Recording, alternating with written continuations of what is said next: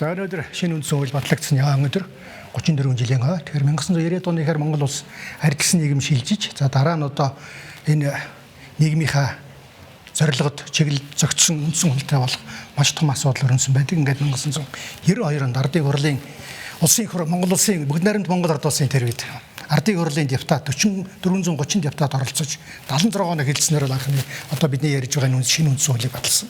За энэ хуулийг бол арчсан үндсэн хууль гэж нэрлэдэг. За ингээд энэ өдөрт бол би зочин орсон байгаа манай зочин бол бүгд найрамд Монгол ард улсын Ардын хурлын депутат, улсын баг хурлын гишүүн. За дараа нь Монгол улсын их хурл 4 удаа сонгогдож ажиллаж байсан одоо нэртэй парламентч Гавьяат эдийн засгийн очирхоо оролцож байна. Танд өдрийн мэнд тавьшуулъя. Өдрийн мэнд хүргэе. Үндсэн хуулийн өдрийн баярын мэнд хүргэе. Бас баярын мэнд хүргэе. Баярлалаа. Тэгэхээр бид ярих хэдэг бол ойлгомжтой зүгээр. Энэ хууль бол одоо бидний өнөөдрийн мөрдөж байгаа. Ер нь бол энэ 20 дугаар зуунд өнгөрсөн зуунд болсон хамгийн том ололтын нэг гэж бас судлаачид хэлдэм байлээ. Та зүгээр энэ манай үзэгчд маш энгийнээр энэ үндсэн хуулийн ач холбогдлыг хамгийн товчоор хэлээч бол та юу хэлэх бол. За ер нь ардчлсан үндсэн хууль Монгол оронд одоо ардчлалыг авчирсан. Ардчлал гэдэг нь өөрөөсөө ард түмний засаглал. Тий. За тэгээд хүний эрх хэрэгчлөөг авчирсан. Чөлөөт эдийн засаг авчирсан ийм л үндсэн хуультай ирнэ. Тэгээд энэ үндсэн хууль бол ер нь дэлхийн одоо нийтлэг хүн төрөлхтний нийтлэг жишг гэж байсан. Тэр сүүлийн 200-300 жил одоо хүн төрөлхтөн өөрөө мөрөөдөж ирсэн.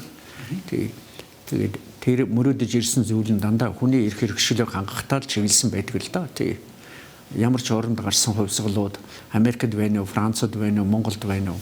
Тэгээ хүний ард иргэдийнхээ эрх хэрэгчлөөг хангах чиглэлүүл явдаг. Тэгээд энэ үндсэн хууль бол энэ хүн төрөлхтний нийтлэг жишгийн дагуу одоо ингэж батлагдсан тийм үндсэн хууль да. Тэгээ ардчилсан Монгол улсыг одоо бий болгосон тийм үндсэн хууль. Тулгуур бичиг баримт тийм. Тулгуур бичиг баримт. Тэгэхээр одоо энэ хуулийг одоо үндсэн ихийг зохиоход нэлээд нөлөөтэй оролцож байсан одоо Монгол Улсын хөдөлмөрийн Матар Гавьяат хуульч Чимэдгоос хэлсэн байдаг. Энэ үе шилжилтийн үеийг зохицуулсан хууль. Тийм учраас бас засварлах нөхцөл үүсэх юм бол бас болох юм шүү гэж хэлсэн гэж би нэг судлаач чигээр сонсож байсан. За би Чимэдгоотой бас одоо олон жил хамт ажилласан. Надад тийм зүйл яриаггүй.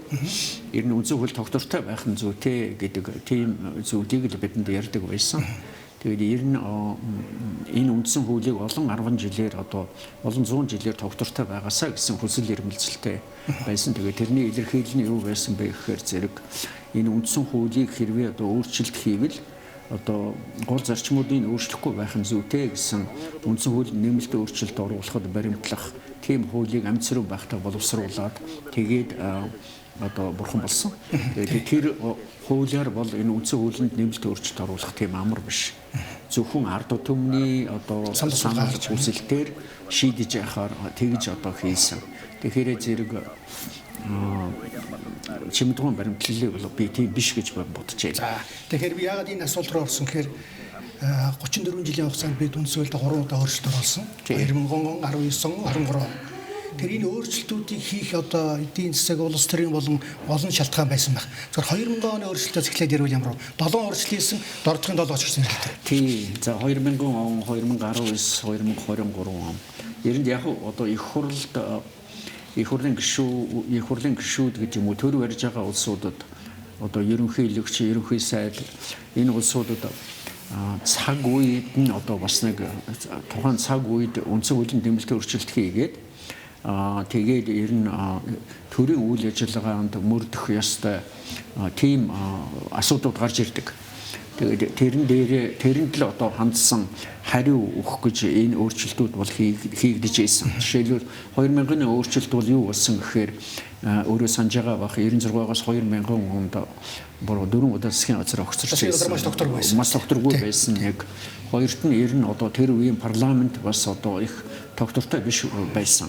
Тэгээ тэрнээс болоод тэгээ 2000 онд одоо эрх барихч болоод ирэхээр зэрэг тэр үеийн Монгол Ардын намынхан болвол үндсэн хуулийн нэмэлт өөрчлөлт хийгээд 96-аас 2000 онд гарсан тэр хүндрэлийг одоо ер нь тагж давтахгүй тулд тийм байдлыг хийсэн. Одоо жишээлбэл ерөнхий сайдыг томлох асуудлыг хөнгөвчилж байсан. Нэг хоёрт нь гол төлөв их хурл дээр ямар асуудлыг шийдэхдээ ялангуяа хүний асуудлыг энэ төр шийдэх үед одоо ийм ил биш нууцаар санал хураадаг байсан. Тэгээд энэ нууц санал хураалт нь бол улс төрийн нам, улс төрийн байр суурь ингээд тэрэн дээр бас их тийм нэгдмэл биш байдал үүсгээд байсан учраас тэрнийг бол ил тод энэ төр болгосон тийм алхмууд болсон. Зарим нь бол зөв болсон, зарим нь буруу болоод тэгээд цаг хугацааны ихээр бол энэ өөрчлөлтийг бас засъя гэж ер нь 19 онд бараг засагдсан гэж ярьдаг. Энэ 19 онд засагдсан.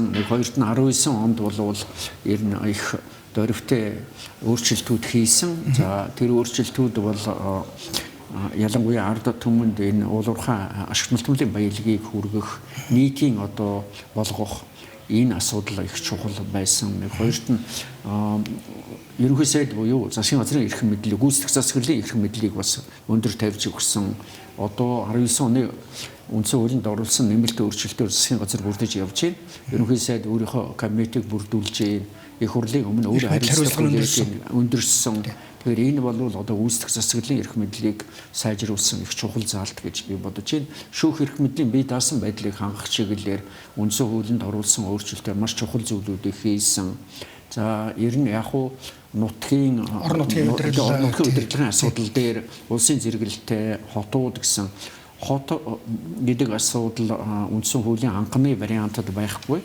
Энэ нэмэлт өөрчлөлтөөр бас орж ирсэн ийм учиртай. За 23 оных бол ойлгомжтой. Одоо энэ 126 парламентын гишүүдийн тоог нэмэх сонгуулийг пропорционал болгох. Та энэ дээр бас нэг санал бодлоо өмнө өөр телевизээр хэдэн жилийн өмнө илэрхийлж ирсэн санагдаж байна.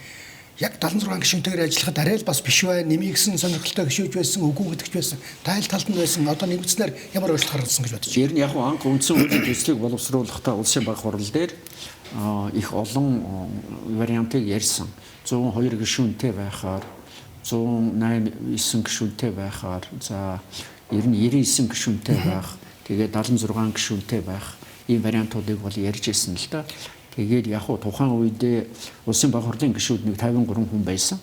Ардын хурал бол 430 депутаттай байсан. Тэгээд нэгэнтээ нэг одоо танхимтай парламент сонгож байгаа юм чинь 76 бол 76 гишүүнээс 76 гишүүн 53 бол арай бага юм байна. Тэгэхээр 76 болгоод тэгээд тэр чинь ерөнхийдөө нэг одоо улсын хурлын гишүүн нөгөөх сонгогчдын тоогоор бодоод хийсэн байгаа юм л да. Нэг сая 500 орчим Монгол улсын хаан 3 сая хүрээгүй байсан шүү дээ. 3 сая хүрээгүй цөөхөн байсан. Тэгээ 2 сая гаруй 2 сая 400 мянга орчим байсан. Тэгээд 76-ыг тогтоосон. Нөгөө төлөөлөх их хурлын гишүүний нэг хүний төлөөлөх чадвар гэдгийг л одоо ард түмний төлөөлөл байгаа учраас тэгж бодсон. Тэгээд 76 хийсэн. За ерэн зүгээр би бол олон парламентыг харсан. Тэгээд дэлхийгээр явсан. Тэгээд ерөнхийдөө нэг хоёрт нь асуудлыг шийдэхэд бол олон байх нь зүйтэй гэсэн тийм байр суурьтай хүн л дээ эхнээсээ. Тэгээд 126-г бол би дэмжиж байна. Гэхдээ энэ бол яг одоо 126-гаар үргэлж байх ёстой зүйл биш гэж би боддог. Ер нь бол юу гэж боддоггүй гэхээр 152 гэсэн вариантыг тухайн үеийн оюун эрдэнэ сайд Монгол Ардын намын дарга тавьсан. Тэгээ би тэрнийг дэмжсэн. За яагаад дэмжсэн бэ гэхээр зэрэг 152 хүмүүс их олон гэдээсэн. За би бол юу гэж бодож байсан гэхээр зэрэг 53 гишүүнтэй дээд танхимтай, 99 гишүүнтэй доод танхимтай. За тэгээд ерөнхийлөгчийг одоо парламентээ сонгодог систем рүү орвол зүгээр юм болов уу гэж ингэж бодож ийсэн. Тэгээд тэрнийг тухайн үедээ эрх баригч юм уу шийдвэр гаргадаг улсуудад дуулгасан. За тэгээд тэр нөхдүүд маань тэрнийг амаагүй зүгээр өөр нөхцөл байсан биз дээ. Сонгодог утгаараа бол Монголд одоо 2 танхимтай парламент ажилласан үе бол таны одоо улсын баг хурлын гишүүн, ардын хурлын депутат бас 90-ад оны хүн шүү дээ. Ер нь яг 90-ад оны хүн үе тийм. Гэхдээ яг сонгодог биш юм. Нэг нь бол байнгын биш ардын их хурл, нөгөөх нь байнгын ажиллагаатай. Нөгөөх нь байнгын ажиллагаатай. Хоёр танхимтай парламент бол хоёулаа байнгын ажиллагаатай байхаар ингэж хийвэл их зүгээр гэж бодож явдаг. Тэгээд энэ бол ер нь манай парламентыг боловсронгуй болгох энэ ард олон нийтийн энэ одоо парламентыг шүүмжлээд байгаа энэ нөхцлүүдэд хариу өгөх нэг вариант юм болов уу гэж бодож явдаа.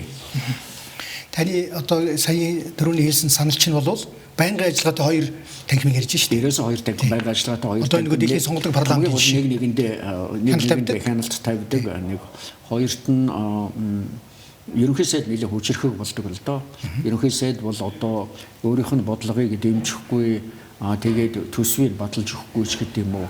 Тийм одоо парламенттэй зөрчилдөөнд орвол гүйцэтгэх засаглал үндсэн хуулийнхаа дагуу парламентаа тараадаг. Гэхдээ дээд танхимыг хөндөггүй. Тэр бол одоо өнөө парламентыг гүйцэтгэх засаглалаас гүйцэтгэх засаглал парламент хоёрын тэнцвэрийг хангаж өгч байгаа нэг хэлбэр юм болов уу гэж би боддоо. За энэ бол ингээд судлаа тэнцвэртэй биш. Тийм байна. Парламентын давамгайлсан байдалтай байгаад байгаа. Тэгэхээр бид нар бол үндсэн хуулинд 3 засгийн тэнцвэртэй хангасан гэж яриад байгаа. Яг үнэн хэрэг дээр практик амьдрал дээр очиход өнөөдөр Монгол улсад бол парламент давамгайлсан энэ систем 34 жил яваад байгаа юм. Тэгээ энэ бол одоо сайнч талтай, мууч талтай. За хүчин төгөлдрөө үйлчилж байгаа үндсэн хуулийг бол мэдээж одоо судлах тийм ээ, сайжруулах, гаргалгаа гаргах бол мэдээж цагтл байдаг уу? Тийм. Ингээд цаг хугацаа орно. За ингээд төрийн ордонд одоо 430 гаруй депутатын зургийг тавьсан үзэгдэл нэгдсэн байна тийм ээ. Үндсэн хуулийг одоо сурталчлах ажил бол байнга явагдаж байдаг. Тэгээд та энэ өдөр одоо тэр үед байсан ардын хурлын депутатууд, улсын яам хурлын гишүүд, за таны сонгогч ч мөн одоо олон хүмүүс байдаг баг. Тэр та хандаж энэ баяр өдрийг хэлбэл. За баярлалаа. Юуны өмнө ардчилсан үндсэн хуулийг боловсруулах, батлах энэ хүнд хүчээр үйл ажиллагаанд оролцсон ардын хурлын депутатууд, за тэгээд улсын баг хурлын гишүүд эдгээр бол энэ шинжлэглэлээс талархаж байгаагаа илэрхийлье. Тэгээд ард түмэнд энэ үндсэн хуулийн одоо баярын мэндийг хүргэхээс гадна одоо энэ ардчилсан үндсэн хууль болвол ард түмний одоо бүтээл байсан юм шүү гэдгийг одоо хэлээд тэгээд энэ үндсэн хуулиа хөндлөж, судалж, дагаж мөрдөж ингэж одоо яваарай. Энэ бол хүн төрөлхтний нийтлэг жишгт одоо нийцсэн тийм хууль болсон. Энийг одоо 34 жилийн цаг хугацаа өнөөдрийн монголчуудын одоо эрх хэрэгчлөөгөө эдэлж байгаа энэ зүйлээр одоо баталгаажж байгаа юм шүү гэж хэлье. За ингээд танд баярлалаа. Их амжилт хүсье. Баярлалаа. За ингээд манай зочин цаг өндөрлөө.